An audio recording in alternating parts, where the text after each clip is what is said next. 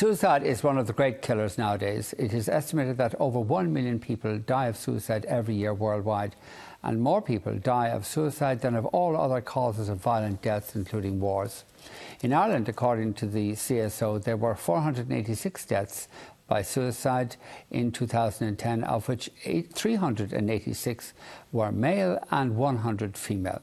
Tonight we discuss this phenomena, and we have with us a remarkable man, Kevin Hines, who attempted to take his own life by jumping off the Golden Gate Bridge in San Francisco, and has since become one of the leading advocates of suicide prevention. Also with us are Dan Neville, Fine Gael TD for Limerick, who has worked on the issue of suicide for many years, and it is disappointing he was not given ministerial responsibility for mental illness in the new government. He's also president of the Irish Association of Suicidology. With us also is Helen Keeley, who is with the National Suicide Research Foundation, Kieran Austin, a Director of Services with the organisation Console, and Harry Barry, a GP in Drogheda, who has researched suicide and particularly the incidence of male suicide. Later we'll be joined by journalist Sheila Sullivan and by Keith Garrity for the second part of our programme. If you'd like to comment on the programme, you can text us at 53131 and place the word tonight before a comment, or send us a tweet at #FinB, or email us tonight at tv3.ie. Kevin, welcome to Ireland. Kevin, tell us your story. Why did you want to take your life? I attempted to take my own life by jumping off the Golden Gate Bridge, not because I wanted to die, but because I believed I had to. I was dealing with severe mental health disease called bipolar disorder, type 1 with psychotic features. I had hallucinations, both auditory and visual, and I had extreme paranoia and terrible, miserable depression. Back-breaking depression, literally, because when I jumped off the bridge, I broke my back. I shattered my T12 and L1 in my lower vertebrae, splintered into my lower organs, removing me the access to walk when I was taken from the ocean and into the hospital. Yeah, but tell us a bit about what drove you to that. How long in advance had you decided to take your own life? The decision to take my own life I've been battling with it for days, but the mental health issues that led to me attempting to take my own life, I've been battling for 2 years prior to the jump. And it was the 24th of September of the year 2000 that I wrote my suicide note to my family, my friends, and my girlfriend at the time. And after I wrote that note, after looking online and seeing a promotional suicide website, a website that told you wherever you are, whoever you are, whatever you're doing, you should die. Websites should be taken down. They should be removed from the internet. And those websites are intrinsically connected to deaths all over the world. Just let's talk a bit about your own story for a moment. What did you say in the suicide notes? I told my mother and father that I loved them dearly. I told my brother that someday he'd be a good DJ as he wanted to be. I told my sister, who wanted to be a filmmaker, she'd make it. And I told my best friend, go find another best friend. And I said, I'm sorry. And I said, to all, please forgive me. And why did you feel you had to take your own life? I believe there was no other option. I was in a dark tunnel vision. All I saw was death. I couldn't see my family, my friends, and my acquaintances hurting till the end of time if I had died. And what had you done to overcome the mental illnesses you were suffering from? It didn't just happen overnight. For the next 10 years, I worked very hard. No, before the suicide attempt, what did you do? Before the attempt, I had been on medication, too many, in fact, that were toxifying in my brain. And I had been going to therapy, but quite frankly, to tell you the truth, I had been lying in therapy, telling everybody I was fine, not taking the pills one day, taking them the next, not following a specific treatment plan that is called for when you have bipolar disorder, a very strict routine of all these therapies. And I was falling by the wayside. I was drinking alcohol while on psychiatric medications, something that is very dangerous.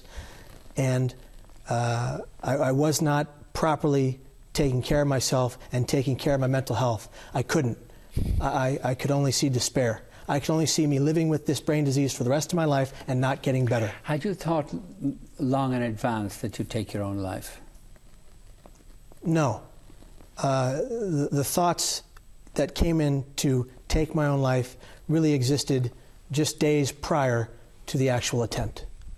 It became an impulse that led me down a terrible path of Great Depression, and I couldn't break it. Did you tell anyone you were thinking of doing this? No. My father entered my room that morning. He was very aware of my erratic behavior. He said he was very worried about me. He didn't know what to do. He's a banker. He's not a psychologist. He called the doctor prior. The doctor said, "Pat, don't worry about a thing. He'll come out of it. He'll come out of it in a couple of days." The doctor was very nearly dead wrong. The fact is, my doctor hadn't seen me in 2.5 weeks. He made a rash decision. I didn't tell anyone because I couldn't tell anyone. I was ashamed. I couldn't be honest with myself. Thus, how could I be honest with anybody else? Did you leave the house that morning intending to take your own life? I did.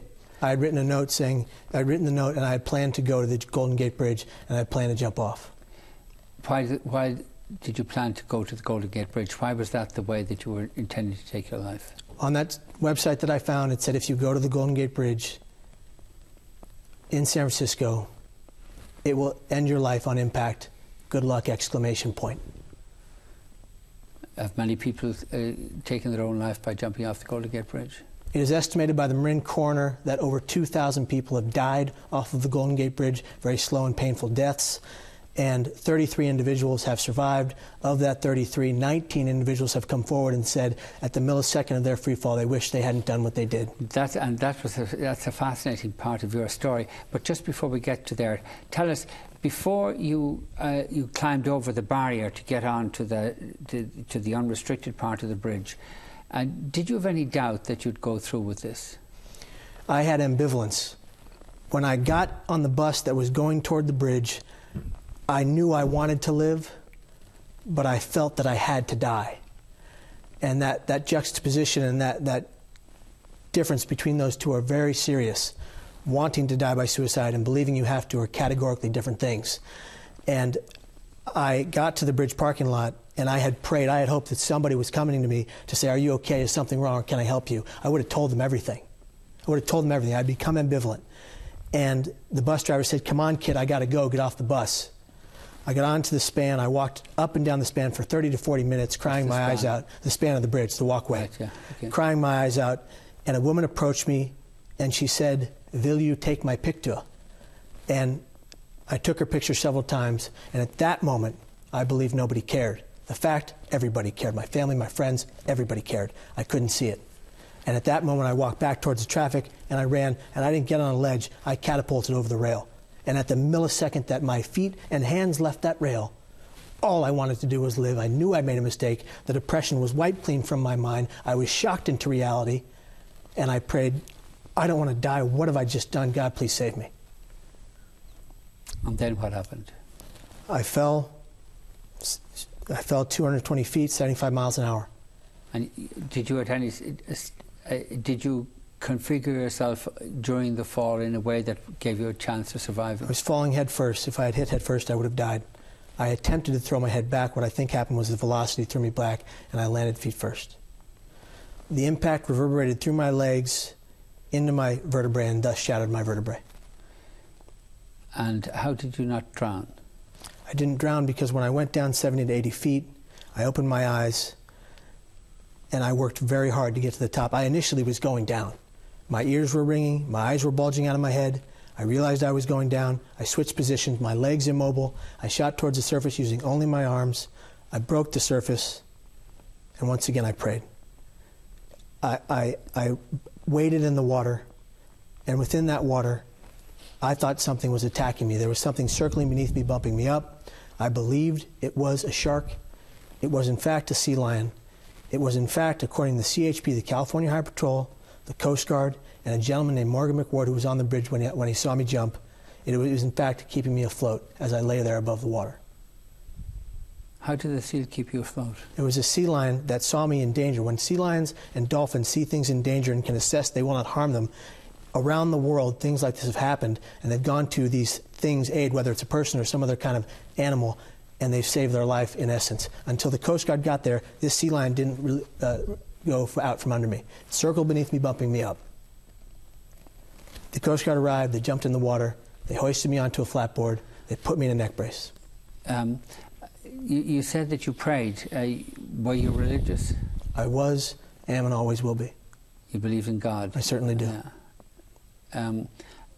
Did you pray before you jumped off the bridge? I did not. Did you pray before you wrote the suicide notes or after you wrote the suicide? I did not. I had prayed all of my life, but at the point of that severe depression that I couldn't break until that happened, I had fallen out of prayer. And the reality is that part's not as relevant as the fact that I was hearing voices saying that I must die, auditory hallucinations when I was at the bridge. Just going back to the moment before you somersaulted over the side of the bridge, at that stage you were utterly convinced you had to die, and then the moment that you let go of the railings, the very split second that you did so, you changed your mind. You said, "This is wrong. You didn't have to die." Yes. It's really amazing. I wonder, do a lot of people who take their own life, do they go through a similar experience that just right at the end they think, "Oh God, this is a mistake, this is a mistake"? I don't have the raw data. I do have the data. I do have the data as per to the 33 individuals who have survived. Less than 2% of those individuals can walk. Of the 33, 19 came out and said publicly that the very second they went over, they wished they hadn't done it and they knew they'd made a mistake. Those people got to live. The other 2,000 or so did not. And it's my assumption, and it is an assumption, that those individuals may have said this very same thing. And then you ask yourself, what about other forms of suicide? What goes on in other people's minds? Have you ever thought of suicide since? Absolutely. I live in a world where I suffer from my brain disease, bipolar disorder, which is very real. Every single day I have symptoms. But I have the tools to battle those symptoms. I have created a 10-step program that I use every day to stay mentally well. And when I say mentally well, I mean that I can be a cognitive, productive member of society, I can take care of my family, and I can take care of myself, and I can live relatively well most of the day. But I will tell you that this disease doesn't stop with all the therapies that I'm doing. It keeps going. It's in my brain. I can't stop it. What I can do is beat it. But nonetheless, you think of taking your own life frequently? I wouldn't say frequently, but often enough. When did you last think of it? A month ago. Did you consider how you might do it? No, I didn't entertain it. When those thoughts first enter into my mind, I go to my support network, which I have a support network of family and friends that know of my disease, that know of the treatments, that know who to call if I'm in trouble. I go to my support network, which is generally my wife, my father, my mother, and I let them know that I'm having a bad day. And I let them know that I need their help and I need them to be around me. And that's what happens. And they help me and they talk to me, and I always know that I will never again attempt to take my own life, because I know the wake of devastation it causes everybody in my path. I will never again attempt to take my own life. You said that it wasn't that you wanted to take your own life, you wanted to live, but that you felt you had to take your own life. I believe there was no other option. And have you ever felt that since? I've not felt that level of belief that I can't get past this day, this painful moment. I haven't felt that pain so deep that I had no other option. Again, I've gotten close in the past years, but I've never gotten to that area. But what's different of me and people who end up dying by suicide is that I'm very, very self-aware with my disease. If I have to go to a psychiatric hospital to make sure that I'm safe, I will admit myself. And have done so the last 3 times I had to go. Yeah, Dan, it's a great story, isn't it? Or rather, Yeah. it's a terrible story in some ways, but the survival and his attitude now is a great story. It is. I mean, you know, over the years we've come across, you know, not similar stories, but not obviously as like that. As dramatic. But as dramatic, and people have survived suicides, and again the same pattern comes out, that, you know, people don't feel that the people don't want to take their lives, but they don't want to die, but they know no other way of removing the pain that they're going through, the psychological pain that they're suffering. And And I mean, this is a common theme among suicidologists, that people don't want actually to die, but they know no other way of dealing with the severe psychological pain that they're going through. And of course, you know, Helen is here beside me, and we know that almost 12,000 people self-harmed and attempted suicide last year, who presented at A&E, at hospitals. And the experts tell us that up to 70,000 people probably self-harm in this country each year. 70,000? 70,000. Research in the UK and the experts in Ireland will tell you that at least 7 to 8 to 1 who present at hospital also self-harm, in that they may attend their GP, they may be dealt with in the family, and because of the stigma, the family may cover up the issue or not seek help. And there are some people who self-harm that don't tell anybody, and all the research would indicate there's at least 6 to 7 for each who present who also self-harm. You confirm that, do you?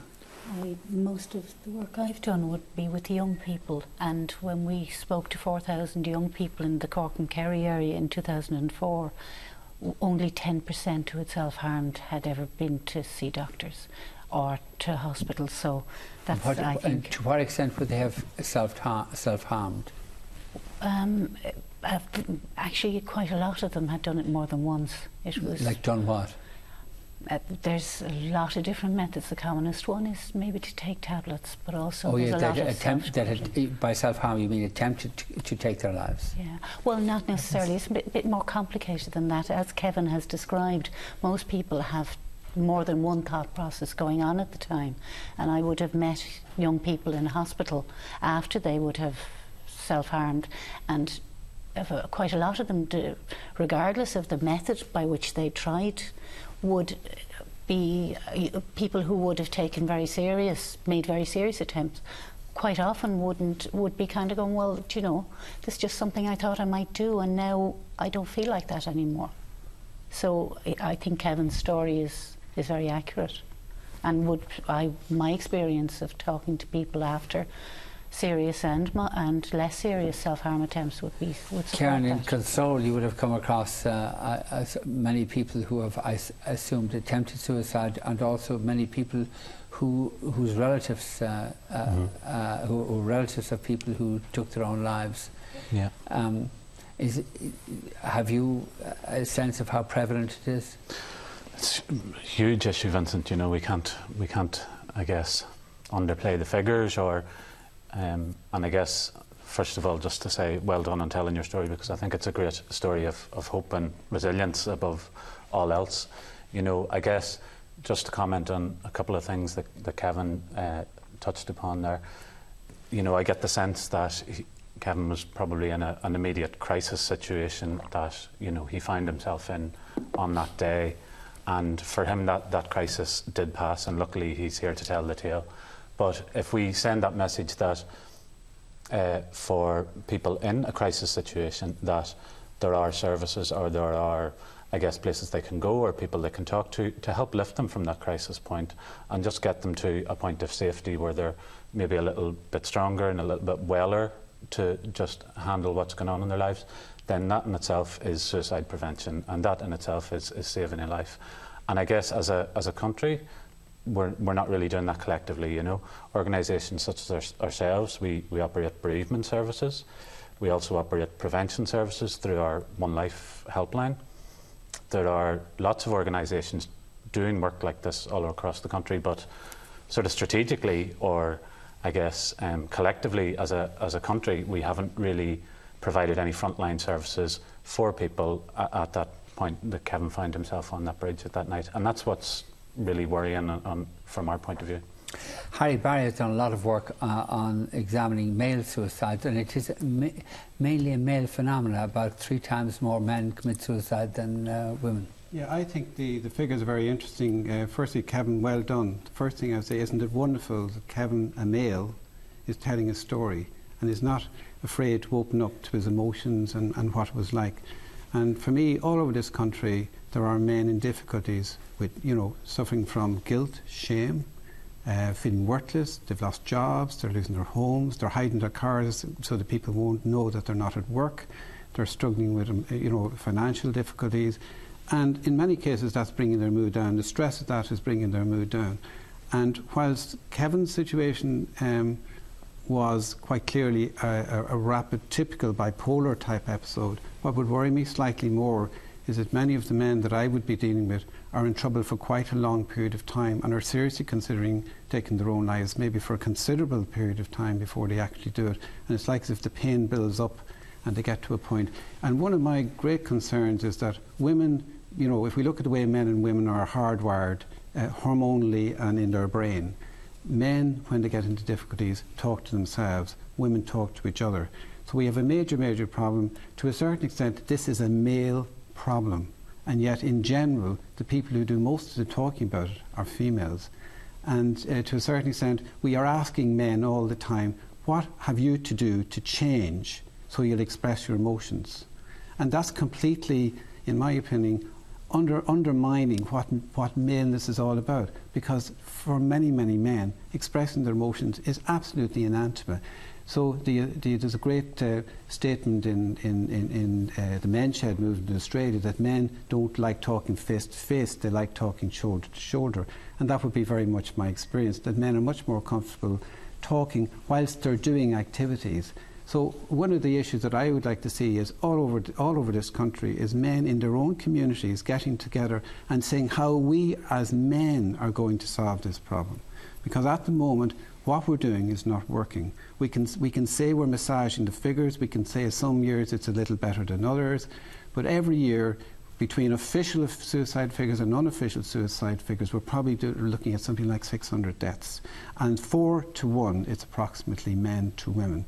So this is a man's problem, and yet most of the caller to helplines are females. Most of the people looking for help are females about their male, sons, brothers, sisters. So I suppose my big appeal to men is that we must get involved in this discussion. This is our problem. It is a male issue, and we need, I think, issues like depression. Like I've had men coming into me, I could take any one of about 6 or 7 men in the last, say, a couple of weeks who described like feeling worthless, feeling useless, feeling of no value, feeling ashamed, and struggling to express these emotions, not only to themselves, but to those close to them. So these emotions are very difficult for men to deal with, and yet the battleground is there. We can fight this battle at 3 levels. We can fight it with the individual, we can fight it at the therapeutic level in mental health, and we can fight it at community level, including bringing in all the kind of issues like closing off bridges and restricting firearms and restricting lethal drugs and all the rest of it. But I believe this battle is won in the hearts of people. It's getting men to say, look, there's no such thing as a worthless person. I said to somebody today, can you define to me what a worthless person looks like? Have you ever met a worthless person? Because that's the way the person inside feels. And you have got to get through to them. Every one of us has worth. Every one of us is special. Every one of us has something inherent that's good. And we have to get men to kind of recognise that and help each other. And I would love to see men in communities carrying kind of cards all over the place. They should be involving themselves, having self-help cards with proper helplines on them, and if they never to be afraid to open up. Many people would say to you, I just wish somebody would open up and ask me how I feel. And to a certain extent, we are the ones, particularly men, who need to get involved. We can often identify it in other men, and we must learn to share it. We can do I agree with what you're saying, but you stopped at community level. In Ireland, we need to start at a nationwide level of resilience, awareness, and prevention. And to do so, I'm wearing the One Life bracelet with the hotline. That hotline should be on every homework notebook for every high school student from 13 to 18 years old for complete prevention. So when their friend is in trouble, they look at the cover of their notebook and they say, I'll call the hotline and I'll get this kid help who's suffering. And before this kid's out the door thinking of ending his or her life, they're in with help with the counselors. That's one thing. As a nation, just a minute, Kevin. Actually, can we put up on the screen there helplines? We have. You can see there are some helplines that people might like to take down. 24-hour suicide prevention helpline, 1-800 247, is it 100? Or text help to, I can't read it from here. This is the night test every night. The monitor is so far away I can't read it off. This is a national television show. And Vincent, you have the opportunity to reach a national audience and say, wake up and talk about it today. Not tomorrow, not the next day. It's happening in our homes. It's happening to our families. I have a great deal of Irish pride. My family's from Tipperary. You know, this country needs to say no more. We're not going to sit at a coffee shop and talk about suicide under our breath. We're going to talk about it aloud, and we're going to take care of the problem. And the traditional works and the researches and all that is wonderful, but new activities need to be put into place. Activities such as, we've got the Band Friends Amendment that is the reason for this discussion tonight. The Band Friends Amendment, I met them when they researched my story. They found me online and on the TV, and they wrote a song about my life called Coming Apart, and that song is saving lives all over the country. We have Keith Garrity of that coming on the programme after the break, and we'll talk a bit about it then. But Vincent, can I just make a point, 2 points about it. First of all, that in this report that I keep on referring to, inequalities in mortality, it shows that in both Northern Ireland and in the Republic, the annual directly standardised mortality rate in the lowest occupational class for suicide was significantly higher, 170% higher. That's nearly 3 times higher than the rate of the highest occupational class. Suicide is largely a class issue as well. People in the lower occupational groups take their own lives much more frequently than people in the higher occupational groups. Another thing that surprised me, Harry or Dan, you might like to respond to this, was that only 60 to 70% of people who take their own lives, apparently, have been suffering from mental illness. Well, various researchers show that there are a cohort 20 to 30% maybe of people who are not suffering a mental illness, but they're in a state of despair and hopelessness, but not necessarily illness. These people just don't know how to deal with the crisis that has presented itself to them, and they go down to, even though if they're examined by a medical examination, there is no symptom there, but there is a hopelessness and a despair with their experience of life and their experience of difficulties that they're having. And often people look for a simple answer in relation to why people take their life, but often it's a very, very complex thing. It's a built up of many difficulties experienced over time, and if you like, not to, I don't want to be flippant, but eventually the straw breaks the camel's back, if you like, in relation to, I can't take any more. This extra difficulty that I'm experiencing is just putting me over the top, and then they start considering suicide. But I think it's fair to say as well that most people who take their lives give some indication that they do so, and I think this is important to say. A lot of people believe that it's a spur of the moment decision. Most people have considered it for a period of time and show signs, and they're very well researched as well, the signs that people's withdrawal, lack of sleeplessness, lack of appetite in young people, giving away their prized possessions, and there's a whole range of indications. You did, Kevin. Helen, very briefly, Helen, I'm sorry, we've got to go to a break, but very briefly you wanted to get in. What I wanted to say was that when people get to a stage where they're thinking that they might end their lives, it's as if there is no other way for them. And what we really need to be doing is helping them to understand that there are other alternatives, and helping them to take hope from us. All right, Kevin, can you stay with us because I know we're going to get loads of texts and tweets and emails in relation to what you've said, and maybe you'd like to respond to them. And we're going to be joined by journalist Sheila Sullivan and Keith Garrity, whom we mentioned after the break. Just before we go to the break, let's have a look at tomorrow morning's newspapers, the front pages. Irish Daily Mail, a generation is forced out, grim exodus of our youth as 110 are driven to emigrate every day. The Irish Sun, panda shot 5 times. A top criminal man called Michael Kelly was murdered today at midday. In the Irish Examiner, 1,500 flee country per week in brain drain. Majority of those emigrating are young people of prime working age. Over on the right there, Michael Fingleton ran nationwide as a personal bank. Irish Times, warning of economic slowdown puts EU leaders under pressure. Over on the right, blow from Martinez O'Murraku. Lawrence O'Murraku makes bid for Oris. In the Irish Star, Crim blown away on visit to new baby. Killers run over his head in getaway car. And woman lures boy aged 14 for sex at Bash. And the Irish Independent, Martin left wounded as Fianna Fáil split on Orr's bid. O'Keefe threats to quit at angry meeting. Leader forced to delay key decision. And over on the right, Maeve doing well after 14-hour liver op. All right, thank you very much for joining us. Keith is, Kevin is staying with us. And do join us after the break. And do send us tweets. And if you want to send us a text, 53131 is the text number. Tweets #FinB or email us at tonight@tv3.ie. Join us in a moment.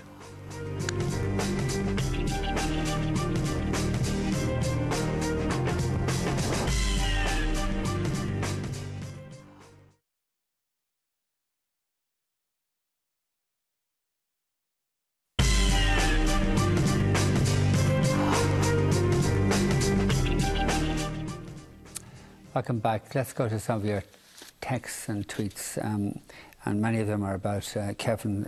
People are saying he's absolutely inspirational, and his story shows there's always something to live for. We all only get only one shot on this earth, and we should make the most of it. My thoughts are with this man, and thank you for giving us the hope, and keep up the good work. I think many people are saying that about you. Somebody else saying that you speak very well, clear to the point, very powerful. Somebody else says, very sad watching. I wish there were more ways to help. Guys need to start talking more about what's going on with him. And somebody else says, what a hero for being open about his pain. If it saves one person, it saves a world. Somebody else says, don't be in any doubt about the official suicide figures. They are definitely an underrepresentation as coroners go out of their way to get another finding for, among other reasons, facilitating insurance payouts of mortgage life policies. That's a Claire solicitor is saying that. Somebody else says, I lost my only son at 18 and my eldest daughter at 28.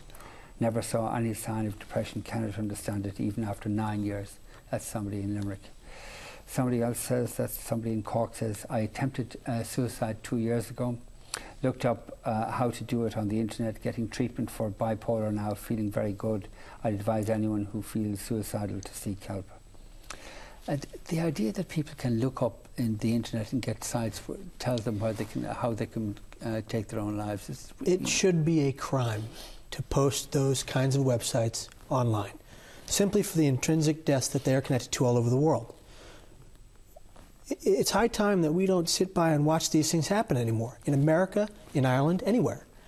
And Ireland has the opportunity to show the world stage that they're ready to fight suicide prevention with innovative ways.